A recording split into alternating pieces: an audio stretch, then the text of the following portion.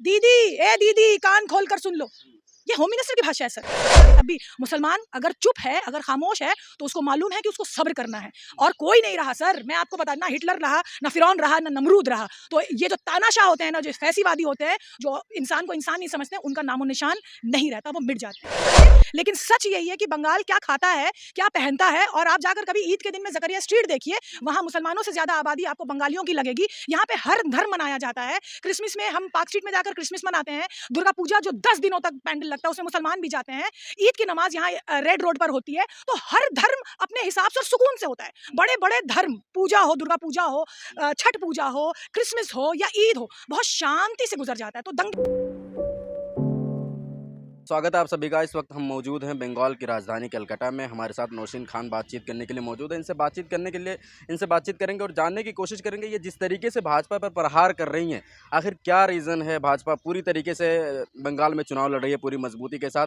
कहाँ दिक्कत आ रही है जब डबल इंजन की सरकार आ रही है, डबल विकास होगा, तो फिर प्रॉब्लम किस बात की आ रही है? डबल इंजन की सरकार हमने हर जगह देखी है। और जो हम देख रहे हैं कि फिलहाल इलेक्शन तो ठीक है, इलेक्शन तो सारा साल चलता है पूरा माहौल, और ये तो इलेक्शन ही जानते हैं। मेरा सवाल ये है कि जो मोदी जी आकर यहाँ पे गंगा की सैर कर रहे हैं, क्या उनको मणिपुर दिखाई नहीं दे रहा है? क्या उस आगजनी में वो सैर करते हुए जा रहे हैं? क्या उन्हें लखनऊ या गाजियाबाद नज़र नहीं आ रहा है? तो ये किस तरीके की सरकार है और ये किस तरीके का विकास है? और मैंने आपसे पहले भी बार बार कहा है कि विकास के नाम पे सिर्फ दो लोगों का विकास होता है, अडानी और अंबानी। ये सिर्फ जुमले बेचते हैं जो पब्लिक जानती है, लेकिन फिर भी बार बार हम जैसी पब्लिक आकर इनके बारे में बोलती है। हमें क्या फ़ायदा बताइए? हम तो आम जनता हैं। सरकार ठीक से चले, जिस तरह से चलनी होती, गणतंत्र बना रहे, संविधान बचा रहे, लेकिन तो ये आकर गणतंत्र की बैंड बजा रहे हैं, संविधान को बदलने की कोशिश कर रहे हैं। ना कोई विकास है। आप लोग एक डिस्ट्रिक्ट को पकड़ लेते हैं, मणिपुर हो गया, लखनऊ हो गया, गाजियाबाद, पूरा उत्तर प्रदेश देखिए कितना कुशल मंगल सब चल रहा है, सब चंगासी चल रहा है उत्तर प्रदेश। 2016 में जब नोटबंदी कराई गई थी, ये पता नहीं किसने कहा है कि जिसने यूपी जीत ली उसने हिंदुस्तान जीत लिया, और सिर्फ इसीलिए ही ये डिलिमिटेशन करवाना चाहते थे कि ये सत्ता में बने रहें। जो इतनी ज्यादा सीट यूपी को गई है, जो आज भी है, तो यूपी में कुशल मंगल कितना है ये हम देखते हैं। गौ रक्षक वहां पे क्या कर रहे हैं, किस तरीके से वहां लिंचिंग होती है, किस तरीके से लॉ एंड ऑर्डर हाथ में लेकर घर ढहा दिया जाता है, बुलडोजर राज माना जाता है। और ये बहुत गर्व से कहते हैं, ये गर्व की बात नहीं है, ये बिल्कुल भी गर्व की बात नहीं है। यहाँ पे राइट टू इक्वालिटी है, धर्म की इक्वालिटी है। इक्वालिटी क्या, हमारे पास आज़ादी है हर धर्म को मानने की। तो ये धर्म की ही राजनीति करते हैं और हम जैसे लोगों को भी मजबूर कर रहे हैं इसी पे बोलना। वो तो कह रहे हैं ना कि अब वही सरकार हम बंगाल में लाना चाह रहे हैं जो ये कह रही है कि गर्व से कहो हम हिंदू हैं। गर्व से हिंदू पहले भी कहता था कि वो हिंदू है, लेकिन उसको ठप्पा दिखाने की जरूरत नहीं पड़ती थी। उसको जरूरी से ये टीका लगाने, वो भी लगाए ना। और धर्म जो है वो आपका पर्सनल है। आप उसका मुजाहरा, आप उसकी नुमाइश बाजारों में क्यों कर रहे हैं? बाजारों में क्या होता है आप जानते हैं। बाजार में धर्म को मत लेके आइए, बस बाजार में अपने जज्बात और अपने भावनाओं को मत लेके आइए। जो लोग ऐसा करते हैं वो क्या कहलाते हैं वो हम जानते हैं। तो क्या ममता की सरकार में हिंदू अब दुबक करके घर में बैठ जाए? देखिए, मैं आपको एक बात बताती हूँ, आपको पूरी वर्ल्ड की ग्लोबल पॉलिटिक्स की डायनेमिक्स देखनी होगी। पूरे विश्व में ही एक राइट विंग धर्म को लेकर खिलवाड़ हो रहा है। चाहे वो आप यूएस में देख लें, चाहे वो आप इजराइल में देख रहे हैं, और उसका कहीं ना कहीं बहुत बड़ा ग्लोबली इंडिया की तरफ नजर है। इसमें कोई फायदा नहीं हो रहा है। इकोनॉमी में 6ठे नंबर पर आ गई है हिंदुस्तान। तो ये आप देख लीजिए कि विकास कहीं नहीं हो रहा है, विनाश हो रहा है। तो ये हिंदुस्तान की बहुत बड़ी आबादी समझती है इस बात को। हिंदुस्तान का जो पूरा वेल्थ है, वो गरीब से लोग गरीब होते जा रहे हैं। अभी मेरे पास जहन में नहीं आ रहा है वो रिपोर्ट उसकी। जो ज़्यादा से ज़्यादा वेल्थ है, इकोनॉमी जिनके हाथ में है, वो सिर्फ 5% लोगों के हाथ में है। ये दलित की नहीं सुनते, ये औरतों की नहीं सुनते, ये आदिवासियों की नहीं सुनते। ये कौन सी पॉलिसी, सिर्फ ये आप लोगों को। अच्छा देखिए, आप यहाँ कलकत्ता में, इससे पहले इतनी गर्मी, कोई इन्वायरमेंट के बारे में बात नहीं कर रहा है। अरावली इन्होंने बेच दी, उसके बारे में कोई बात नहीं कर रहा है। दिल्ली में जो झाग निकल रहा है गंगा से, जमुना से, उसके बारे में कोई बात नहीं कर रहा है। सब हम जैसे लोग भी हिंदू मुस्लिम में पड़े हुए हैं ताकि अपने आप को बचा पाएं। तो ये पूरा विश्व किस तरफ जा रहा है, मैंने आपसे जैसे पहले ही कहा, पूरे विश्व में एक धर्म की आंधी चली है जिसमें बह जा रहा है गरीब, वातावरण और अच्छे लोग। आपको दिल्ली दिखाई देता है, उत्तर प्रदेश, मणिपुर, सब जहां भाजपा की सरकार है वहां आपको दिखाई देता है लेकिन बंगाल डूबता चला जा रहा है, वो आपको नहीं बंगाल लगता किस लिहाज से डूब रहा है? बंगाल में कितने ज़्यादा स्कीम है। सबसे बड़ी बात जो आज के दौर में बंगाल में सुकून और शांति है। ये आप किसी से भी पूछ लें, आप जितना भी उसको प्रोपेगेट करने की कोशिश कर लें, लेकिन सच यही है कि बंगाल क्या खाता है, क्या पहनता है। और आप जाकर कभी ईद के दिन में ज़करिया स्ट्रीट देखिए, वहाँ मुसलमानों से ज़्यादा आबादी आपको बंगालियों की लगेगी। यहाँ पे हर धर्म मनाया जाता है। क्रिसमस में हम पार्क स्ट्रीट में जाकर क्रिसमस मनाते हैं। दुर्गा पूजा जो 10 दिनों तक पैंडल लगता है, उसमें मुसलमान भी जाते हैं। ईद की नमाज यहाँ रेड रोड पर होती है। तो हर धर्म अपने हिसाब से और सुकून से होता है। बड़े बड़े धर्म, पूजा हो, दुर्गा पूजा हो, छठ पूजा हो, क्रिसमस हो या ईद हो, बहुत शांति से गुजर जाता है। तो दंगे नहीं लगते। बंगाल में आपको इंसिडेंट नहीं मिलेगा कि जाकर डीजे लेकर मस्जिद के बाहर कोई नाच रहा हो या पत्थर फेंक रहा हो। और अगर जो करवाने वाला होता है वो इसलिए ही बस शांति भंग करने की कोशिश कर रहा होता है। मोदी आ चुके हैं, प्रधानमंत्री आ चुके हैं, गृह मंत्री आ चुके हैं। मोदी कह रहे हैं पूरा बंगाल मोदी में हो चुका है, इस बार ममता की विदाई तय है। मोदी जी मणिपुर गए हैं क्या? यहाँ पे बस उनको इलेक्शन समझ में आता है। ममता की विदाई नजर आ रही है। वहाँ पे जो बच्चे मर रहे हैं, वहाँ पे जो लोग मर रहे हैं, वहाँ पे जो उनको इलेक्शन की भाषा छोड़ और कोई भाषा नहीं समझ में आती। प्रधानमंत्री है ना, वो तो सबके प्रधानमंत्री हैं। सिर्फ बंगाल के क्या पॉलिटिकल लीडर है वो? उनको तो आना, वो यहाँ आ रहे हैं सिर्फ इलेक्शन कैंपेन करने के लिए। मेडिकल कॉलेज में जो हुआ वो बंगाल में नहीं हुआ? बिल्कुल हुआ। उसमें जाकर आपने ममता बनर्जी को वहां पे देखा कि किस तरीके से प्रोटेस्टर्स के पास पहुंच गई वो। ठीक यही चीज इंदिरा गांधी ने किया था कि जो लोग प्रोटेस्ट कर रहे हैं, जो लोग प्रतिवाद कर रहे हैं, वो संविधान का एक हिस्सा है कि हमारा हक है कि हम प्रोटेस्ट कर सके। क्या प्रोटेस्ट को दबाने की कोशिश की गई? जिस तरीके से बुलडोजर चलाया गया जब ईदगाह मैदान में लगा था उत्तर प्रदेश में शाहीन बाग का, क्या कहा गया था? शाहीन बाग की औरतें जब बैठी थी, कौन सा सपोर्ट मिला था वहां पे? दिल्ली पुलिस ने क्या किया था? जामिया में क्या किया था? जेएनयू में क्या किया था? जेयू में ऐसा हुआ था क्या? जेएनयू में ऐसा नहीं हुआ, जेयू में ऐसा नहीं हुआ था। तो जहां जहां इनकी सरकार है, वहां पे सिर्फ दंगई अपनी प्रशासन लॉ एंड ऑर्डर को अपने हाथ में लेकर सिर्फ दंगा करते हैं और किसी भी तरीके का प्रतिवाद को वो जन्म नहीं देने देते। आफरीन के साथ क्या हुआ था उत्तर प्रदेश में? उसका घर ढहा दिया गया था। ये हमने न्यूज में देखा। हम कुछ भूलते नहीं, हमारी परेशानी बस इतनी है कि हम भूलते नहीं है। बंगाल में इसीलिए कि भाई कम से कम सुकून से तो है। बंगाल तो कम से कम है और रिकॉर्ड है बंगाल का।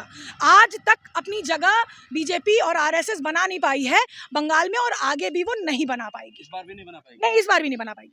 इस बार अरे 2021 के इलेक्शन में हमने क्या देखा था? साम दाम दंड भेद उस बार भी लगा दिया था इन लोगों ने। पूरी मीडिया, इंटरनेशनल मीडिया आ गई थी। इस बार इन्होंने क्या किया? अपने जो यस मैन है, जो सिर्फ जी हुजूर करते हैं, उनको लगा दिया काम पे। इलेक्शन कमीशन ने क्या किया? इलेक्शन कमीशन एक इंडिपेंडेंट संवैधानिक बॉडी, उसने क्या किया? वो क्या कर रही है? इतने ज्यादा डिप्लॉयमेंट, मैं बार बार कहती हूँ कि इतना ज्यादा आर्मी का डिप्लॉयमेंट बंगाल में क्यों है? क्या मणिपुर में उसकी जरूरत नहीं है? क्या बॉर्डर में उसकी जरूरत नहीं है? क्या अभी आपको बाहर जरूरत नहीं है? बंगाल में है क्यों? क्योंकि बंगाल में इलेक्शन और बंगाल को किसी भी हाल में बंगाल में काबिज होना है। और ममता, हाँ, क्योंकि बंगाल में गुंडे भरे पड़े हुए हैं, वो इलेक्शन जो है वो लूट लेते हैं। गुंडे भरे पड़े हुए हैं। लेकिन मुझे आपके इस गुंडे भरे पड़े हुए से याद आया कि मुझे आप बता दीजिए कि दीदी कान खोल कर सुन लो, ये होम मिनिस्टर की भाषा है सर?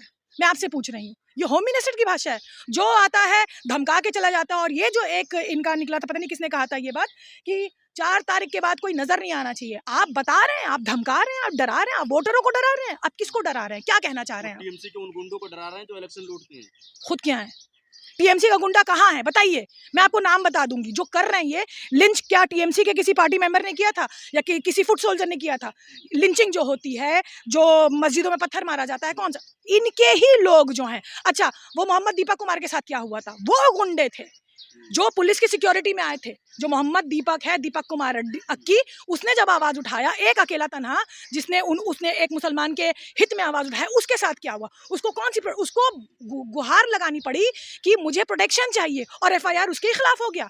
तो हम ये सारी चीजें देख रहे हैं। उत्तराखंड में किसकी सरकार है? ममता बनर्जी की सरकार है उत्तराखंड में। उत्तराखंड की बात क्यों नहीं करेंगे हम लोग महाराष्ट्र की बात क्यों नहीं करेंगे? महाराष्ट्र में इनकी सरकार कैसे बनी? टॉपल करके पूरा उथल पुथल कर दिया। तो ये किसी भी तरीके से बस सरकार में आना चाहते हैं। तो ये बहुत सारी बातें करेंगे, टीएमसी के गुंडे, दीदी कुछ इतना ही है। तो तुम क्या कर रहे हो? इतना सब कुछ, इतना फोर्स क्यों? ईडी उतार दिया, ईसीआई उतार दिया तुमने, होम मिनिस्टर आ गए, राजनाथ सिंह जी आ गए, अरे सबकी जरूरत के बंगाल इलेक्शन में आप जाइए, देखिए क्या हो रहा है। गाजियाबाद में देखिए, लखनऊ में देखिए क्या हो रहा है, मणिपुर में देखिए क्या हो रहा है। सिर्फ बंगाल का इलेक्शन है क्योंकि बंगाल में इलेक्शन है। लेकिन आप प्रधानमंत्री का इतना विरोध क्यों कर रहे हैं? क्योंकि आप मुसलमान हैं, इस वजह से? प्रधानमंत्री का मैं विरोध क्यों करूंगी, आप मुझे बताइए। मैं प्रधानमंत्री के उन पॉलिसीज की विरोध, और प्रधानमंत्री क्या, प्रधानमंत्री तो सबके होते हैं, और क्या सिर्फ प्रधानमंत्री के चलेगा? हिंदुस्तान संविधान से चलता है, ये बात आपको पता होनी चाहिए। कपड़ों से पहचानो, किसको कपड़ों से पहचानने की बात कर रहे हैं? जमाती, कोरोना के टाइम पे दो तबलीगी जमात को उन्होंने कहा था जमाती तक कपड़ों से पहचानो। और अमित शाह जी का जो बयान था शाहीन बाग के टाइम में कि ऐसा बटन दबाओ कि करंट जाके सीधा शाहीन बाग में लगे 2020 के दिल्ली इलेक्शन में। अब क्या बात कर रहे हैं सर? ये जो कह रहे हैं कि प्रधानमंत्री और होम मिनिस्टर की भाषा है, जो आप हमें बता रहे हैं कि बंगाल में क्या सभ्यता होनी चाहिए, टीएमसी के गुंडे, बंगाल के गुंडे, आप खुद अपनी भाषा देखिए पहले। लेकिन प्रधानमंत्री तो बंगाल आते हैं, सबका साथ सबका विकास की बात करते हैं, हुगली घाट पर गए, मुस्लिम नाविक से मुलाकात की, गले लगाया और कहा सब मिलजुल कर रहिए, कोई परेशानी नहीं है हिंदुस्तान में। जब पहली बार 2014 में उन्होंने संविधान को लेकर शपथ ली थी, तो उनका बयान बहुत वीक मेमोरी है। मेरे गाड़ी के नीचे अगर कोई कुत्ता आ जाए ना, तो मैं कुत्तों से कंपेयर किया था, जिस समुदाय की आप बात कर रहे हैं। और जो कर रहे हैं, चाहे आप ट्रिपल तलाक बिल देख लीजिए, चाहे आप वक्फ बिल देख लीजिए, चाहे आप सीए देख लीजिए, सीधा वो जो क्रोनोलॉजी कह रहे हैं, अमित शाह की जो क्रोनोलॉजी है, आप ये समझ लीजिए। फिर भी मुसलमान के सोच यही रहा है कि अगर ये जो इनकी जो मंशा है, अगर लगेंगे तो मजलूम, बेगुनाह और गरीब मारे जाएंगे। तब भी मुसलमान अगर चुप है, अगर खामोश है, तो उसको मालूम है कि उसको सब्र करना है। और कोई नहीं रहा सर, मैं आपको बता, ना हिटलर रहा, ना फिरौन रहा, ना नमरूद रहा। तो ये जो तानाशाह होते हैं ना, जो फैसीवादी होते हैं, जो इंसान को इंसान नहीं समझते, उनका नामो निशान नहीं रहता, वो मिट जाते हैं। शुभेंदु अधिकारी कह रहे हैं कि अगर ममता की सरकार आती है तो मुस्लिम को मुख्यमंत्री बना देंगे, हिंदुओं को डरा रहे हैं वो।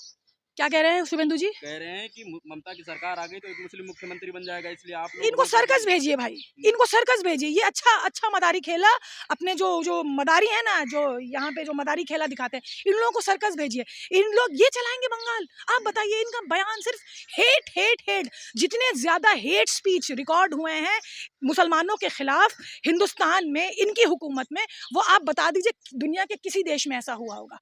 तो ऐसे ही भाषण देते हैं। लेकिन फिर भी आप सोचिए, इसमें काबिल तारीफ बात है बंगाल के मुसलमानों की, जिस बंगाल के मुसलमानों को ये टारगेट कर रहे हैं, उनके सब्र की और उनकी काबिलियत की तारीफ है कि वोट कंसोलिडेशन, ये जानते हैं कि बढ़ जाएंगे, तो ये यही चाह रहे हैं। तो ये यहाँ का बंगाली भी नहीं बटना चाह रहा है, यहाँ के मुसलमान भी नहीं बटना चाह रहे हैं। कह रहे हैं कि मोदी की धरती बनने वाली है बंगाल इस बार। मोदी की कौन सी धरती, कौन सी धरती मोदी की, ये बता दीजिए। मोदी जी तो कहते हैं कि वो नॉन बायोलॉजिकल है, मोदी जी तो जन्मे ही नहीं है बायोलॉजिकल तरीके से, तो धरती कौन सी है भाई? हम इंसान हैं, हमको जन्म दिया अपने माँ बाप ने। ये धरती और जमीन सबकी होती है। मोदी की धरती में तो पहली बार सुन, ममता बनर्जी ने कभी बोला है? आने वाली है, सरकार आने वाली है, सरकार आने वाली है, पता नहीं कौन सी सदी में आने वाली है। ये ख्वाब उनका ख्वाब रह जाएगा, क्योंकि ख्वाब जो इनका है, इनकी मंशा कुछ अलग है, इनका मोटिव कुछ अलग है, जो सही नहीं है, बंगाल को बर्बाद करने का है। तो ये मुझे नहीं लगता कि कामयाब होंगे। इस बार भी वो नाकामयाब ही रहेंगे।